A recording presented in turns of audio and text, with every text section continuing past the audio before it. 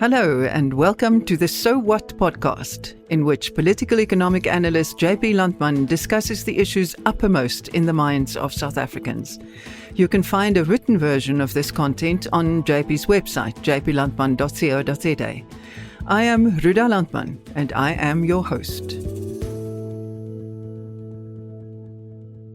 These first few recordings were done at our dining room table, but we will soon be moving into a studio.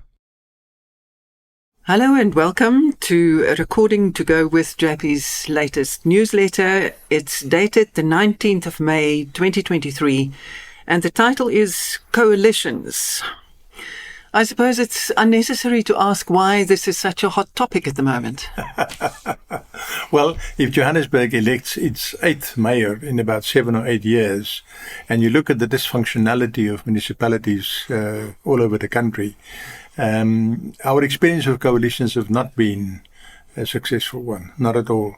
We've had coalitions since 2021, 2016 in Joburg, but 2021 in other parts of the country, and it hasn't been an happy experience. There's a lot of volatility, a lot of change in leadership all the time, and the bottom line, Ruda, is that the argument goes about who, not about how. It is just the different digits giving us two very different words and two very different outcomes. It's about who occupies position of power and not about how we're going to exercise power. And now we've got to have a national election in a year's time, in May 2024, 12 months from now, if the election is not postponed. And a lot of people are filled with the anxiety that one party will not get 50% of the vote and that we will then be forced into coalitions at a national level. And that is why it's a pertinent issue. There's much excitement at the moment around the DA's Moonshot Pact and a series of small new parties starting up. If you look at the numbers, what do they tell you? Well, the numbers tell me that the DA will really have a hard time to get to 50% through a Moonshot Pact. There are 14 political parties currently in Parliament. 4 parties, of which the DA is one, command 92.5% of the vote. The other 10 parties share 7.5%. So it's not that we don't have small parties in the South African politics or Parliament. We have them. They're just not that important. Now, the premise of the Moonshot Pact is that the DA can replace the ANC as the biggest single party. And that, I think, is wishful thinking. It is quite possible, it may happen, that the ANC drops below 50%. But it's very far from probable that they will drop to a level lower than the Democratic Alliance. Now, if you take the small parties in Parliament, the parties making up that 7.5%, plus the IFP that the DA is talking to, you can get to a maximum, a big maximum of 40%. And that is not going to be a game changer. So I'm not excited about the moonshot. When it comes to smaller political parties, just remember one statistic from the last election, the 2019 national elections. 48 political parties registered to participate. 14 made it into Parliament. 4 commanded 92.5% of the vote. 48, 14, 4. So there are always in all elections in South Africa new parties generating a lot of excitement, and in the end they do not upset the apple cart. And I think it will take quite a huge shift in our politics for the DA to become the biggest party, and therefore for the Moonshot to have a chance, and for any of the smaller parties to come in and upset the apple cart. They can do well. They can get 4 or 5% of the vote, which is a good number for a party that's starting out. But it's not a number that determines power. What about the stay-away vote? That is the big uncertainty. You put your finger on it. The big question in our electoral politics is the millions of people who over the years have decided to withhold their vote and not to vote for any party. That is the big uncertainty. Will they this time in 2024 step up and vote? And if they step up and vote, who will they vote for? And we simply just don't know. We'll have to wait for the votes to be counted. But you do believe that it is possible for the ANC to actually make it, to get 50 plus 1 or a bit more? Well, I think we should not treat it as a foregone conclusion that they will drop below 50. I think that would be as reckless as saying that they will get 50. Why do I feel they have a chance to get 50%? Two factors. The first one is that load shedding is probably the single most important factor now in our national political life. People are really angry about it. People are really upset about it. Now, the research that we've done and which we've shared with clients, proprietary work we've done, indicate quite clearly that enough renewable power will be installed over the next 18 to 24 months to alleviate load shedding substantially. You know, there's research out, not by us, but by other people, that if as little as 5,000 megawatts of renewables are installed, you can cut load shedding by 60%. Now, our numbers indicate that we're going to get 20,000 megawatts over the next 2 years. Now, the election is going to be in a year's time, not 2 years, so be aware of that. The point I'm trying to make is the more load shedding gets alleviated after this winter, and the more it gets better, which in due course it will because new capacity is installed, the more the ANC will get the credit. Or there's a chance that the ANC will get the credit. They will also claim it, I'm sure. They will also claim it. So that's the... now, there's, of course, a big irony at play here. All these projects that I'm talking about are being driven by the private sector. They're keen to get the job done. They're keen to connect to the grid. They're keen to get the show on the road, so to speak. And the keener they are and the more successful they are, the more the ANC will get the credit. It's one of those ironies that play out in life. But I think that is something one must be aware of. The second thing is simply the social grant system. At the moment, there are 10 million people in South Africa who receive 350 rand a month from the government. It's a social distress relief grant, the so-called SDR. This grant goes, as I've said, to 10 million people. It was instituted during COVID, right? It was instituted just during and just after COVID to try and alleviate COVID distress. It is scheduled to end at the end of March 2024. Now, the chances of that grant being terminated in March, which is 2 months before the election, must be absolutely null. I can't see that happening. What I can see happening is that the grant will be renamed. It won't be called the Social Distress Grant. It'll be called the Basic Income Grant or something. It'll be made permanent. It'll probably be increased a little bit within what the fiscus finds it can afford. And the government will say, look, what we've done for you, we've given a permanent grant, permanent social relief to 10 million people. We've taken away the uncertainty that a grant may end, and they even may increase it a bit. I think they will increase it. So that will must have a huge impact.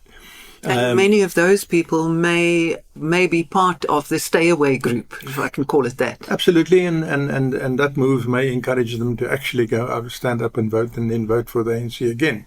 It'll also solidify ANC support. Many people who are wavering will then say, okay, you know what, the party is looking after us, let's give our vote to them again. So I think these two factors can add up to pushing the ANC over the line. But of course, against that, Ruda, you've got a couple of factors. You've got the anger about load shedding, which may carry on and keep on damaging the ANC. The ANC itself admits that it's damaging them. Secondly, there's the utter dysfunctionality at the municipal level, which is getting worse by the day. Potholes, sanitation works, water supply, that sort of thing. And thirdly, there is just the ongoing reports on corruption. It keeps on dripping like water dripping through the roof. And I think, so where is the balance? Where is the balance? Will it be over 50 or below 50? I honestly don't know. None of us know. We will have to wait for the votes to be counted again. Okay, so let's turn to the possibility that the ANC does not get 50 plus 1. What do you think will happen? What do we know of the major parties and the attitude to coalitions? Well, in that sense, April was a very, very interesting month because the three big parties, the ANC, the DA and the IFP, 3 of the 4 big parties, have shown their hands. And if I can just take them in sort of chronological order, on the 2nd of April, John Steenhuisen made his acceptance speech when he was re-elected as leader of the DA. It was a speech of 1,440-something words. He used the word values once. What he emphasized in the speech was not values, but who is excluded from his moonshot coalition. Not so much who is included, but who is excluded. And he made 2 points very strongly. The first was that he's absolutely against the EFF. Okay, fine, there's no news there. But then secondly, he said that anybody, any organization, any political party who has tethered themselves to the ANC will also not be welcome. Now, in my view, that is clearly painting the DA and himself into a corner. By emphasizing those who are excluded and not those who can be included, you're limiting your space, your maneuverability. So that was the DA. Not so much an emphasis on values, a very strong emphasis on who's in and who's out. Then a few days later, on the 8th of April, and maybe it was in response, I don't know, the IFP showed their hand. And Mr. Slengwa, who is chair of the Parliamentary Committee on Public Accounts, SCOPA, and a very strong IFP leader, came out with a clear statement with 5 succinct values, emphasizing the importance of values, saying that the IFP can't go with parties that they do not agree basic values on. And those 5 values are very straightforward. It's democracy, it's social equity, it's ethical leadership, really things that most South Africans certainly will be able to relate to. But then he made a second point. And his second point was the way in which parties conduct themselves in a run-up to the election in 12 months' time must be in such a way that you can include other people in a possible coalition. Should, that's the way he put it, should it happen that the electorate doesn't give one party 50% plus one. So not only was it emphasizing values and talking about values, which I think is a critical foundation, but he was also talking process and how politics should be conducted. And I find those 2 pillars quite useful. Then a couple of days later, towards the end of April, the ANC at the National Executive Committee meeting adopted a framework on local government coalitions. It talks about local government coalitions. Presumably the framework will also apply to a national government coalition. And essentially they made the same point as the IFP. They must agree on basic values, just as the IFP has said. They then listed 12 of those values, and again it's stuff that everybody can agree with. There's nothing there which is objectionable. And they then listed a number of other principles as well. Important principles for a coalition. They've clearly given some thought to it. However, less than a week or so later, a new mayor was elected in Johannesburg, as I've said, the 8th mayor, and the ANC just basically ignored all those guidelines. So, yes, they do have a framework, but yes, they didn't apply the framework. And that tells us something about the ruling party. So all 3 major parties have shown their hand.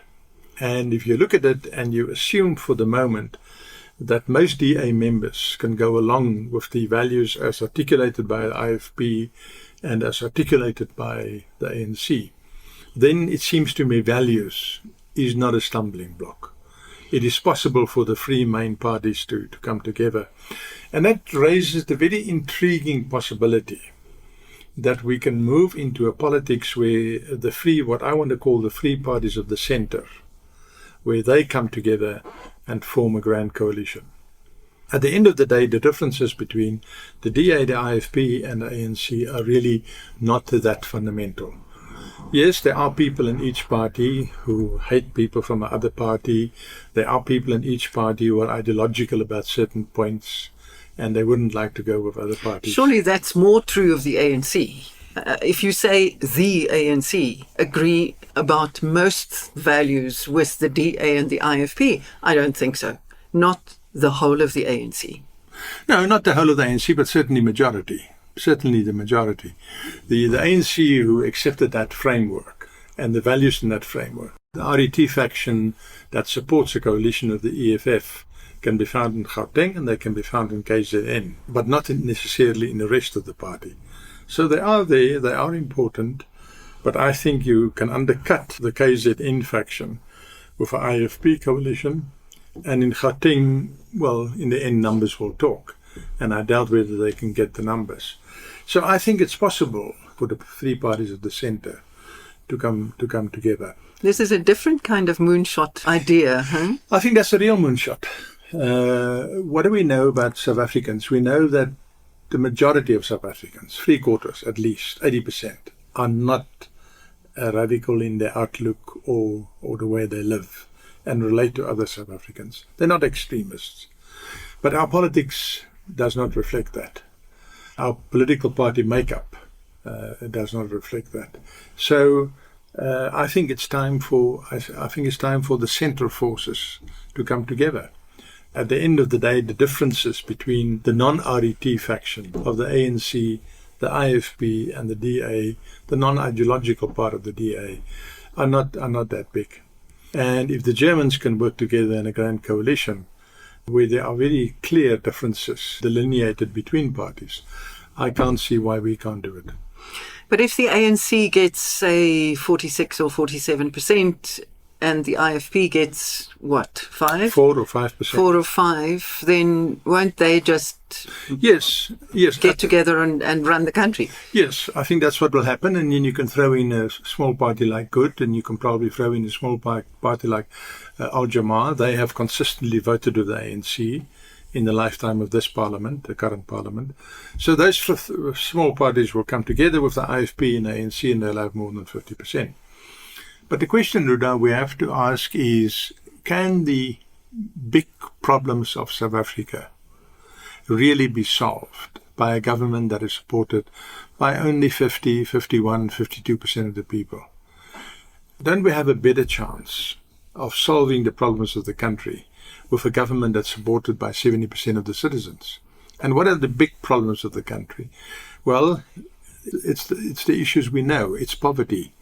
It's unemployment. It's our education system. It's housing. To summarize it in one sentence, it is to restore the dignity of all South Africans in their daily existence.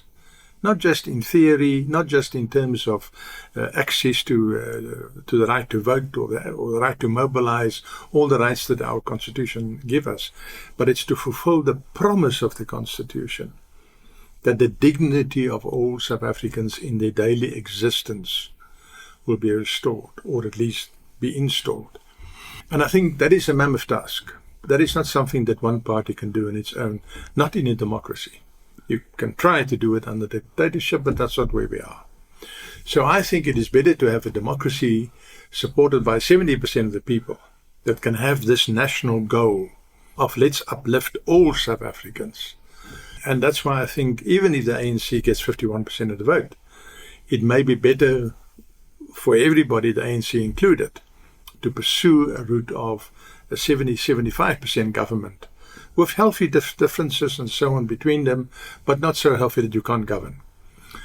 That, I think, is a possibility, and that, you're quite right, that is the real moonshot. In summary, so what?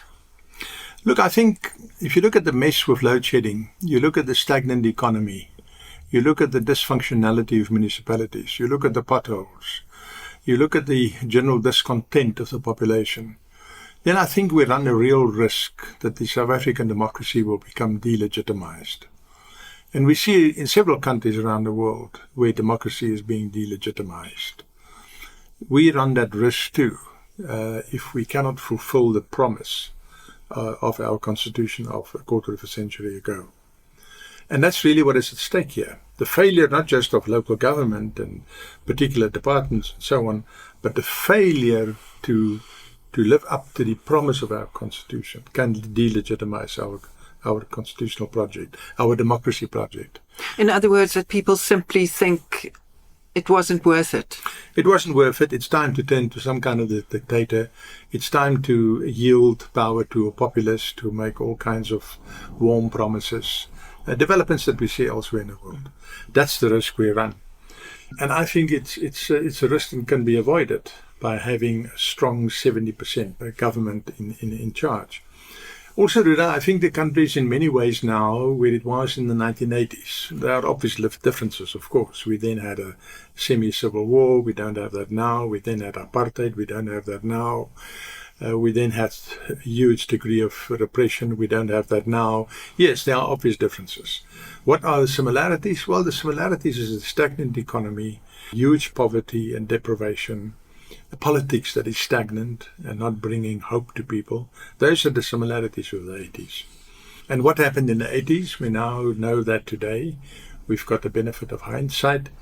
What we got was a political initiative that unlocked what we had in South Africa, and we moved towards a democracy. And I think we need a similar kind of initiative that bring together the parties of the center to form a government that is supported by 75% of the people. You're surely leaving us with much food for thought. Thank you very much. My pleasure. Thank you for listening to the So What podcast. If you enjoy this content, please don't forget to leave a review and a rating, and please consider subscribing so you don't miss any future episodes. Also, tell your friends. Remember, you can find a written version of all JP's content at jplandman.co.za.